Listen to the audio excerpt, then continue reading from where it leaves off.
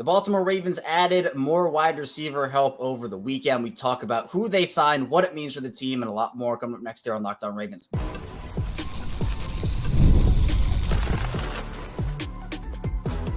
You are Locked On Ravens, your daily Baltimore Ravens podcast. Part of the Locked On Podcast Network, your team every day. Welcome into another edition of Locked On Ravens, your daily Baltimore Ravens podcast. I'm your host, Kevin Ostreicher of Ravens. We're here with you on the Locked On Podcast Network, your team every day. Thank you so much for being here, making Locked On Ravens your first listen each and every single day. We're free and available on all podcasting platforms. That includes in video form on YouTube, where you can like and subscribe to the channel. Also in audio form, whether you're an Apple Podcast listener, Spotify listener, you can find us, follow along, and subscribe over there and wherever you get your favorite shows. Today's episode of Locked On Ravens is brought to you by FanDuel. Make everyone more as playoffs wind down. The sports stop sporting like we want them to, but this summer FanDuel's hooking up all customers with a booster bonus daily. That's right, there's something for everyone every day all summer long. Visit FanDuel.com/lockedon to get started.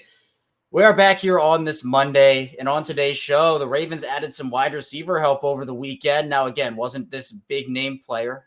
We'll talk about what it means for the team, though, because there is a potential shot if this guy can actually make the roster. So we'll talk about that in the first part of the show, who they signed, what it means, and then we'll get a bit more into Baltimore's offseason plan from this offseason, more of a look back as opposed to a look forward. There's still some stuff we can look forward to, but more of why they decided to do what they did and go the route that they did, particularly with free agency. And then in the final part of the show, we'll talk about the inside linebacker debate, something that I think has been underrated, but I still wanted to mention it. Just talking about Trenton Simpson, Malik Harrison. We know about Roquan Smith, but it's kind of that filling the Patrick Queen void that I wanted to get into. So without any further ado, let's get into it. The Ravens add wide receiver help. Former New Orleans Saints wide receiver Keith Kirkwood comes in to Baltimore. Now, again, this has no bearing on guys like Zay Flowers, Rashad Bateman, Nelson Aguilar. None of those guys. This is not a big-time wide receiver signing. If anything, it could even just be a camp body.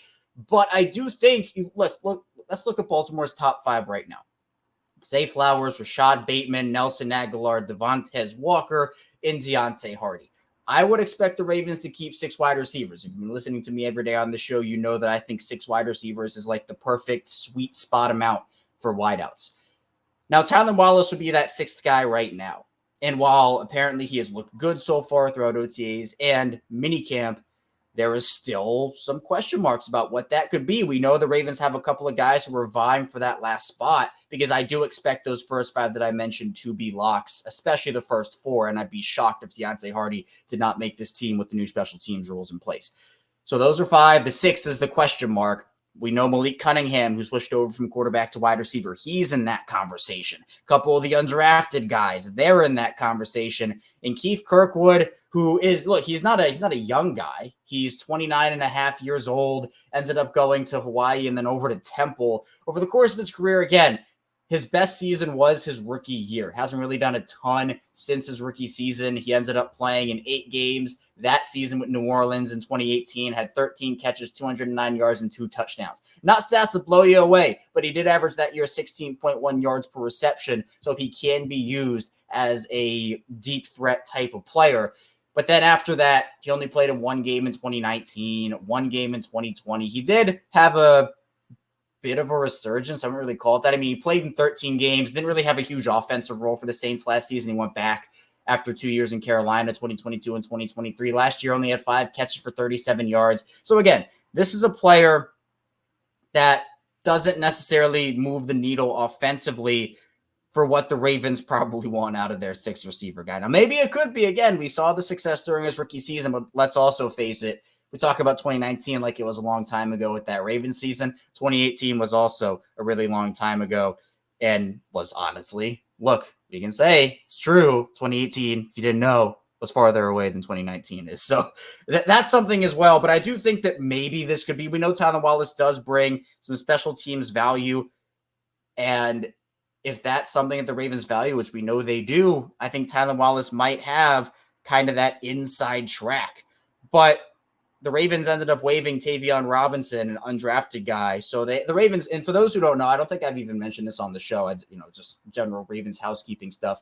The Ravens actually have a 91-man roster right now because they got a well, I forget the exemption. I think it's international exemption for David Ajabo, who obviously is that it was international, so they end up getting the extra roster spot right now for him.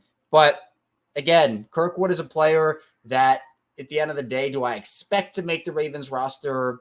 Probably not, but there is a path. I'm not going to say there's no path for him, because what if Tyler Wallace doesn't perform to expectations over training camp in the preseason? What if some of these undrafted guys don't step up? Now, personally, I would still like to see the Ravens add a little bit more. When, we talked a lot last week about them potentially adding a wide receiver, whether that was Michael Thomas, Hunter Renfrow, trade for a guy. Look, I think when you talk about a Saints wide receiver, this was the wrong guy when it comes to everybody in the Michael Thomas versus Keith Kirkwood debate. But I'm curious because he is 6'3", right? He is a taller, bigger body player. He's 6'3", 210 pounds. And that's the kind of frame that I think a lot of people in Baltimore have been looking for. That bigger body player, contested catch guy. The Ravens have a bunch of those smaller, shiftier route runners. They have those guys. What they didn't have was those. And look, Devontae Walker fills that void. There are a couple other guys who they've brought in who fills that void. But I think, to me, too, the interesting part is he did run a 4.45. So not blazing, 4.29 speed or something crazy like that. It's not necessarily uber slow. It's not necessarily super fast either. Kind of like in the, okay. So I don't know. It feels like to me, and this kind of opens the debate back up about wide receiver and how the Ravens should address this, because, and this honestly goes hand in hand with the second part of the show that I have planned here. It's like, what is their plan? Because it feels like, to me, they just want to trust the young guys this season. And that's the way they're going to go, which, again, we'll talk about in the second part of the show, because to me, Keith Kirkwood is not pushing Rashad Bateman. Keith Kirkwood is not pushing Nelson Agholor. I don't even think he pushes Devontae Walker at this point. I think best case scenario for him, he beats out Tyler Wallace for that 6th spot. And while Deontay Hardy, I do expect him to have some level of an offensive role this season, he maybe beats him out for the 5 spot. And look, we've seen crazier things happen, right? We've seen these guys sign with Baltimore who were just kind of thought as afterthoughts, and they go out there and they produce. So look, my prediction, I don't think Keith Kirkwood makes the roster. They try to add more wide receiver help for Lamar, just trying to throw some darts, see if a dart throw works. And the Ravens have had plenty of dart throws that have worked for them over the course of their franchise history. But I think the bigger conversation here is with that wide receiver room. They certainly feel confident enough in it, it feels like. But should everybody else feel confident in it, with it being right now a second-year player in Zay Flowers, who I do think on the field, look, we know he's a star. He's a stud on the field. But then Rashad Bateman, who there are a lot of question marks about, could certainly make that jump. I think a lot of people are expecting it, and I think if he stays healthy, a jump will be made. How big of a jump, I don't know, but I think a jump will be made. Can Nelson Agholor be a 3 as opposed to a 4, right? I think that, and I know there's been some debate for people about who would be the 2 between Bateman and Nelson Agholor as the 2-3, like swapping those guys in and out of those roles. I do think Baltimore believes in Bateman enough to give him that number 2 job. Whether that's the answer for you or not, or for me or not, I think that is what the Ravens are intending to do here. And then I think Tez Walker probably opens the season as the 4. And honestly, I think that if he does well enough, maybe a hot take is that he and Nelson Agholor could almost kind of split wide receiver 3 duties. I think Nelson did enough last season to kind of keep a firm hold on a role. But I mean, we can be honest here. At the end of the day, the way the NFL is kind of moving, if you're not a starting quarterback or a starting offensive lineman or very other few positions, the term starter or number 3 wide receiver or something, number 3 corner, that doesn't really matter as much, right? People get snaps. It's going to, I guess based off of those snaps, you can say, oh yeah, this guy's the wide receiver 2 or this guy's the wide receiver 4 or whatever. But I think that Tez Walker, to me, who by the way did have some comments about Cincinnati and him saying that he has a bone to pick with Cincinnati due to the fact that he thought he was going there in the 3rd round. They ended up taking Jermaine Burton instead. So that's something to also watch out for, is Tez Walker with the chip on his shoulder. I think, to me, Tez Walker is this sleeper that a lot of people, they understand he's having a great offseason so far, great OTAs, great minicamp, been making the headlines, making the news. But I still think people don't expect him to have a huge role because he's a rookie. Where at the end of the day, even though he's a 4th-round guy, if he can be that player for them, you can send him on deep routes, you can put him as a contested catch guy. The Ravens should utilize that skill set. So again, this kind of goes hand in hand. We were talking about this all offseason, the Keith Kirkwood signing, 6'3" guy, bigger bodied player. That's the player. That's the archetype the Ravens needed on their roster, and they have certainly added a lot of those guys, whether it be through the draft, undrafted free agency, or with this guy, Keith Kirkwood here. That's the type of player they're adding right now. Coming up in the second part of the show, though, we'll talk a bit more about Baltimore's offseason plan, how they have gone about it, and why they have gone about it the way that they have. Stay tuned. We've got a lot to get to here on Locked On Ravens. First, this episode is brought to you by FanDuel.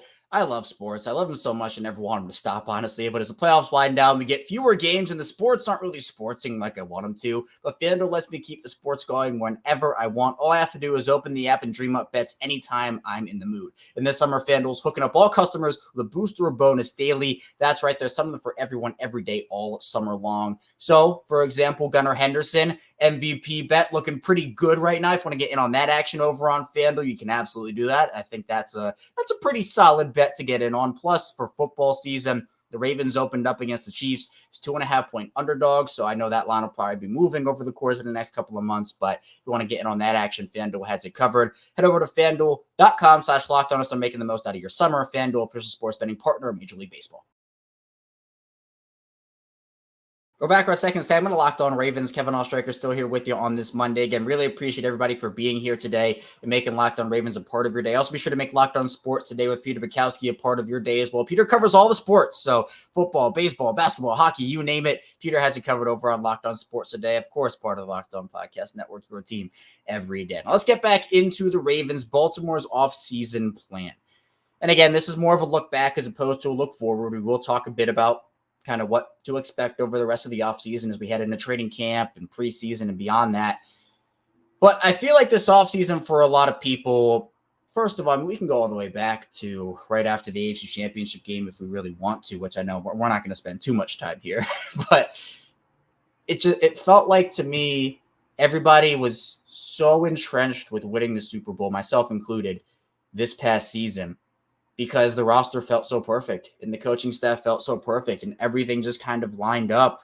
And it felt like, yeah, this is almost like a team of destiny and what's going to happen after this year. In all of sports, it's like you have a team and then that you're never going to have that team again. You're not going to run it back with every single player from that team. And coming up on this offseason, everybody knew what this offseason was going to be. They're going to lose multiple coaches. They're going to lose multiple players. Huge amount of players, being honest, and that's just kind of what the situation was. So for Baltimore and them not getting it done this past season, they go and they lose Mike McDonald and they lose Denard Wilson and Anthony Weaver and then lose all these vets, Patrick Queen, Geno Stone, Jadeveon Clowney, Ronald Darby, et cetera, Odell, Dobbins, Edwards, you name it, Zeitler. I could literally go on and on and on and on. Now it felt like for the Ravens, we knew that after the Ravens signed Lamar to that deal, two things had to happen. One, the Ravens had to be able to hit on veteran, almost minimum or close to it signings, which they did an exceptional job at last season. And two, hitting on draft picks. And it felt like the Ravens didn't really go after the free agent market as hard as a lot of other teams did. They signed Derrick Henry on the second day, but then that was really it. I mean, Josh Jones, Kadar Hallman, Keith Kirkwood, who we just talked about. Re-signings aside, obviously, that's a different conversation. But if we're just talking about outside free agents, it felt like the plan all along for the Ravens, and as this offseason has developed, it's kind of felt this way, and it really is looking this way. The plan for the Ravens was to always trust the young guys. Whether that is the right decision or not, we will see. I would have preferred to have a bit more veteran additions on the roster, but there are two ways we can look at this. One is, yes, the Ravens lost a lot of talent this offseason, but two, they didn't lose any stars this offseason. What was the closest thing to a star the Ravens lost this offseason? And again, this probably depends on, you listening or watching what you think it is or who was good. I mean, is it Kevin Zeitler? Is it Patrick Queen? Is it Jadeveon Clowney? There are a couple more names you could add on to there as well, but is it Mike McDonald? Was that the Ravens' biggest loss? I mean, if I had to go, if we're going across coaching and players, I'm probably saying Mike McDonald was the Ravens' biggest offseason loss. Look, I'm not trying to disrespect any players that the Ravens lost. They're going to have to replace those guys, and it's going to be tough in some aspects. They lost a lot of talent, and the players they lost were good. But you still have Lamar. You still have Roquan Smith, Kyle Hamilton, re-signed Justin Madubuike. You have Zay Flowers. You have Tyler Linderbaum. You have Mark Andrews. You have your stars, essentially. You have your stars. So I think what the Ravens were probably thinking here, and this is, again, just my interpretation of the whole thing, is Baltimore probably said, we have all these young guys. We're bringing in all these vets. It's almost like an it's time type of thing. As I've been calling it all off season, it's the replacement plans, the promotion plans, whatever type you want to call it. This has been the year of replacement plans, where wide receiver wise, Odell leaves, you don't bring in another vet receiver. It's Rashad Bateman's time. Offensive line, you lose 3 starters, you draft a rookie, and it's all the other guys, Ben Cleveland, Voorhees, whoever. It's those guys who are already on the roster. Defensive line, like outside linebacker edge types. Clowney leaves. Well, now it's on David Ojabo to step up, right? Corner, you lose Ronald Darby. All right, well, here we go. It's time for the rookies, Nate Wiggins and DJ Campa, to step up. Safety, they haven't signed a safety yet. You lose Geno Stone. All right, Ardarius Washington, Sanusi Kane, Bo Braid. It's your time. Patrick Queen. All right, Trenton Simpson, let's go. You're up, which we'll talk about in the final part of the show. It goes on and on and on that way. An organization in any sports or any sport has to figure out the delicate balance between signing enough veteran talent if you're a contender and making sure your young guys can develop. Because while everybody, right, we're all focused on 2024 for the Ravens and what that can mean for them and how important it is for them to win this year, this is not just a one-year thing for the Ravens. And obviously you can do what the Rams did a couple years ago and trade all your draft capital for stars and vets, and that can work. But we know this Ravens philosophy. We know they don't do that. We know they don't want to do that. They value their draft capital too much. And why have the Ravens been one of the staple organizations in this league? It's because they value their draft picks, they value comp picks, and it's a consistent influx of young talent that when you talk about replacement plans, a lot of guys are ready for that. Now, is it realistic to think that every single one of these plans is going to work out? No, it's not. Like, there's probably going to be some struggle here and there, where whether it is on the offensive line, safety, whatever it is, there's probably going to be some struggle with some young guys either not getting up to speed quickly enough, struggling with adjustments, or whatever it may be. But there are going to be players that do. It's a two-way street here. Again, I would prefer more veteran talent. I would prefer they have signed someone else other than Derrick Henry. But let's also remember here, the Ravens don't have necessarily a ton of cap space to work with. They could certainly create a little more, whether it be restructures or whatnot. But they did a lot of that. And whether it was Ronnie Stanley cutting that last year off his deal and taking a pay cut or whatever it was, it's hard to keep pushing that money down the line if you want to. And I think Steve Bisciotti ended up saying that, the restructure thing, it works. But if I remember correctly, he said that's not the way the Baltimore wants to do it. He doesn't want to keep pushing that money down the line. So it's a tough spot to be in, especially after losing. And that's just the thing, right? You can't keep everybody. So the offseason is not done yet. Looking ahead, they could still add a safety. They could still add another vet wide receiver, offensive lineman, whatnot. But that's why I've been saying for the last couple of months, I'm really not expecting too much here, because I think Baltimore's pretty set in their way of they believe that the stars are there. The stars are continuous. They didn't go anywhere. It's about replacing those other players who were good players, but trying to find that value in rookie scale contracts or vet minimums, which is the plan. That is what they have to do.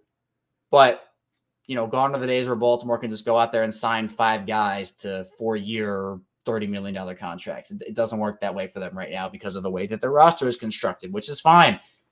But they are going to rely so much on these young players that it's going to be interesting to see what that does for them, because there is a risk involved with that, but there is also such a huge reward, which again is that balance between how much do you want to risk it when you have a contender. Do you just want to bring in those vets and have it be, is that the more stable option? But then there's that ceiling of, all right, what if a young player just absolutely balls out and breaks out? So it's tough.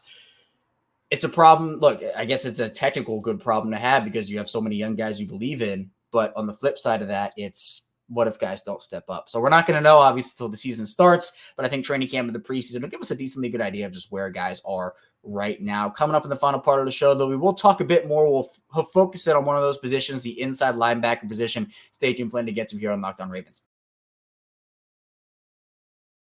First, this show is sponsored by BetterHelp. And there are plenty of times where you can tend to compare your life to others. And I think social media plays a really big part in that.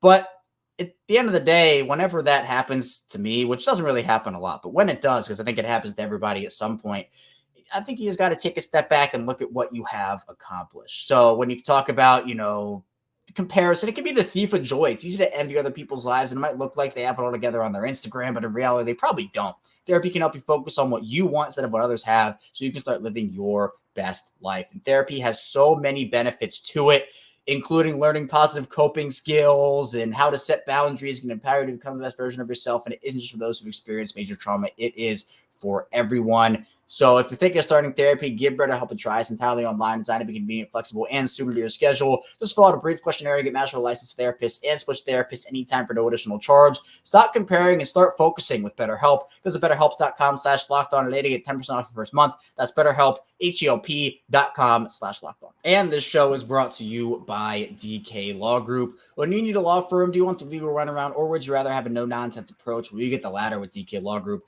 DK Law Group is a Maryland-based law firm who is redefining the legal process with their modern approach. DK Law Group specializes in real estate law, estate planning, business law, and family law. They're tech-savvy, they treat clients like family, and they focus on keeping your legal solutions simple. DK Law Group is a woman-led firm with Diana Khan at the helm. Diana has been called an unparalleled legal expert by some. One of the things you'll quickly notice with DK Law Group is their transparent pricing. They believe in clarity and cost and no one left in limbo. DK Law Group knows speed is key. By leveraging technology, DK Law Group streamlines the process to serve you better and faster. Contact DK Law Group today at dklawmd.com. Locked On listeners can call today to schedule a free 30-minute consultation when you mention the tagline, Empowering Legacies.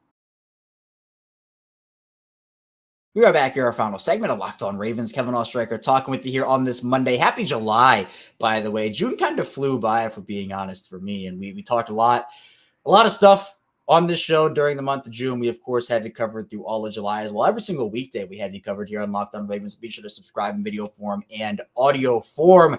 Let's talk a bit about the inside linebacker debate, because I know Roquan Smith. We're not talking about Roquan. Roquan is an absolute baller, absolute stud, one of the best, if not the best. I personally think he is the best inside linebacker in the league. But it's about the spot of Patrick Queen.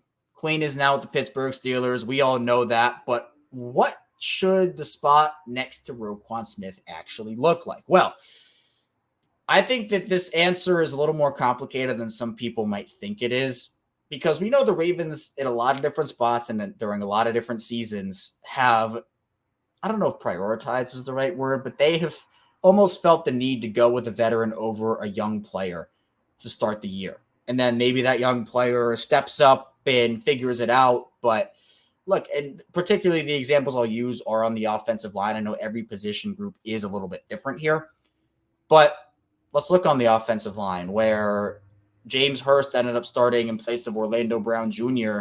during his rookie season, and that it shouldn't have happened, but I think the Ravens just liked the veteran presence. Or you look at even a couple years later when Tyree Phillips was supposed to win that right guard job, but the Ravens start DJ Fluker week one, and that was kind of a surprise to some people. So when everybody looks at Trenton Simpson, who I think is the name a lot of people kind of look to here, I think that he will, by the end of the season, have the role and be the guy next to Roquan. But I wouldn't be shocked if earlier in the year we end up seeing some level of a split between Simpson and Malik Harrison, which I know is probably not the popular opinion. I think Simpson, if he earns it during preseason and training camp, give him the spot, right? I don't think there should be that type of a split if Simpson earns it. But this is based off of past history with the Ravens, where I'm just saying I would not be shocked if they were to do that. Harrison's a player who was back. Well, he is back in Baltimore on a one-year deal and decently good value, has been a key special teams guy for them. But to me, where his role plays value is he can line up at the Sam position, Baltimore, when Tyus Bowser was still with the team. ended up training him to be Bowser's backup at that spot. So he can rush the passer a little bit, as can Trenton Simpson, by the way. At Clemson, he did play that role. So I'm curious to see if the Ravens want to use either of those guys in that specific role. But the thing with Queen leaving, and I've said this before on the show, if you're an everyday, you've heard me say this, is that there's not a marriage that has to happen anymore between the Ravens and putting a second inside linebacker on the field. If they want to use dime linebacker looks, they certainly can.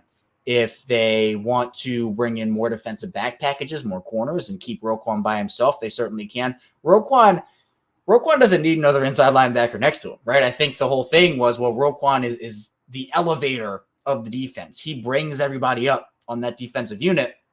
And obviously that included Patrick Queen, who, look, and I know, with him going to the Steelers and all this happened, I know this isn't necessarily like a popular thing, but he was starting to show, he was starting to show improvement, but we can all acknowledge once Roquan came in, it just buffed him up and put him on a level that I'm not sure a lot of people anticipated he was going to get on. So Roquan gives that, but to that point, the look of two inside linebackers on the field at all times, if you have two great ones, you play them.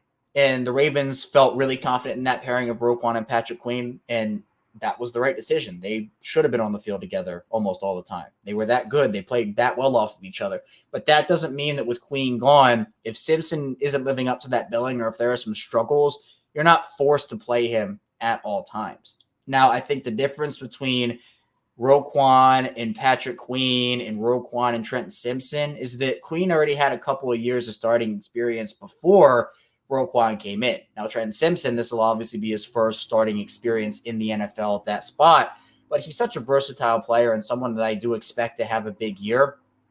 To me, I think that he's one of the keys that can unlock yet another gear of this Ravens defense. There's been all the conversation about, is this group going to fall off? They lost all these guys and this, that, and the other. Again, the stars are in place. Roquan, Kyle Hamilton, Madubuike, Marlon Humphrey, those guys are all still there. I don't expect a huge drop-off. They should not have a huge drop-off. But to me, I think at the end of the day, what the Ravens have right now is an opportunity to figure out, because Trenton Simpson, he's uber athletic, can run sideline to sideline. That is a skill set the Ravens do need on that defense, but he's also a hard hitter. He can do a bunch of stuff. But for him, it's just about how does he adjust? It's about the adjustment. That's what it is for all these young guys. We talked about that in the second part of the show. How do they adjust to the NFL level in a bigger role? And so to me, if he's not cutting it early on, the Ravens can't afford to start slow. You give these young guys a runway, but we have to be honest here. They're competing for a Super Bowl. You can't just let them make mistakes throughout the whole year if that's costing you games or costing you points consistently. So that's the balance that John Harbaugh, there at the cost of the organization, have to figure out. And I'm curious to see how they end up going about it in 2024. That's all I have for you here today, though, on Locked On Ravens. Thank you so much for tuning in today. Be sure to subscribe and follow along, video form and audio form. Coming up tomorrow, of course, more Ravens content. Stay tuned. Stay right back here tomorrow on Locked On Ravens.